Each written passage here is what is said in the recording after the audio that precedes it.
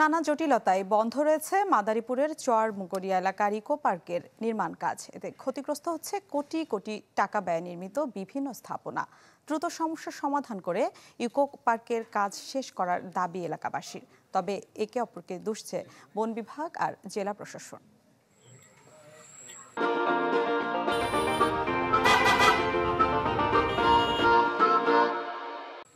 ঝোপঝাড় আর লতাপাতার মাঝে পড়ে আছে কোটি কোটি টাকার স্থাপনা। দেখে বুঝার উপায় নেই এর পেছনে ব্যয় হয়েছে প্রায় 50 কোটি টাকা।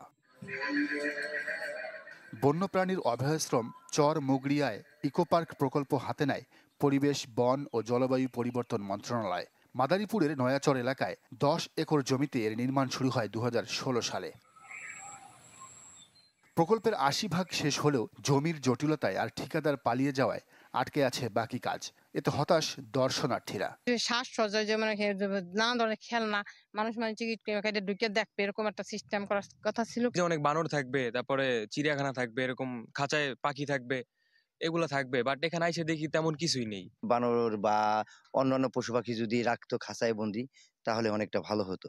পোলাপানের জন্য অনেক কিছু, মনে করেন যেরকম চরণ খাওয়ার জিনিস বা অন্য কিছু থাকার কথা ছিল, এটা কিছুই নাই।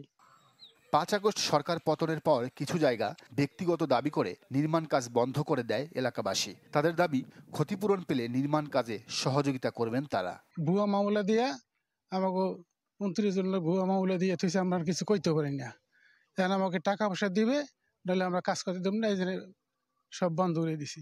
টেন্ডার যে পাস হয় তা উপরের থেকেই খেতে খেতে তলপর্যন্ত আস্তে আস্তে মনে করেন আমাদের কন্ট্রাক্টরদের থাকে না কিছুই। এরা টাকা পাচ্ছে না বিধায় আপাতত কাজ বন্ধ আছে। যদি সরকারের সদিচ্ছা থাকে তাহলে হয়তো এই ভুক্তভোগীদের ক্ষতিপূরণটা দেওয়ার পরেই আবার কাজ শুরু করতে পারবে। ইকো পার্ক প্রকল্পের কাজ বন্ধ থাকার বিষয়টি ঊর্ধ্বতন মহলে জানানো হয়েছে। তবে জেলা প্রশাসনের গাফিলতিকেই দুষছেন এই বন কর্মকর্তা। জায়গা যাদের নামে বন্দোবস্ত দেওয়া আছে তাদের টাকা আমরা 23 সালের জুন মাসে ডিসির অ্যাকাউন্টে দিয়ে দিয়েছি। আগের ডিসি মারুফুর রশিদ স্যার একজনকে টাকা, একটা পরিবারকে টাকা দিয়ে গিয়েছে, আর বাকি পরিবারদের টাকা দেওয়া হয় নাই বলে তাদের বাধার মুখে আর ওইখানে কোনো কাজ করা সম্ভব হয় নাই। ক্ষতিগ্রস্তদের উপযুক্ত অর্থ পরিশোধ করে নির্মাণ কাজ দ্রুত শেষ করার আশ্বাস প্রশাসনের। ডকুমেন্টসগুলি যাচাই বাছাই শেষে সঠিক যে ক্ষতিগ্রস্ত পরিবার তাদের কাছে ক্ষতিপূরণের টাকা প্রদান করা হবে এবং এই ক্ষতিপূরণের টাকা প্রদান করা হলেই এই যে নির্মীয়মান ইকো পার্ক এটির নির্মাণ কাজ অতি দ্রুত সম্পন্ন করা হবে। প্রকল্পের ঠিকাদার ছিলেন সাবেক নৌমন্ত্রী শাহজাহান খানের ভাই হাফিজুর রহমান খান। 2024 সালের আগস্টে সরকার পরিবর্তনের পর থেকেই পলাতক আছেন তিনি।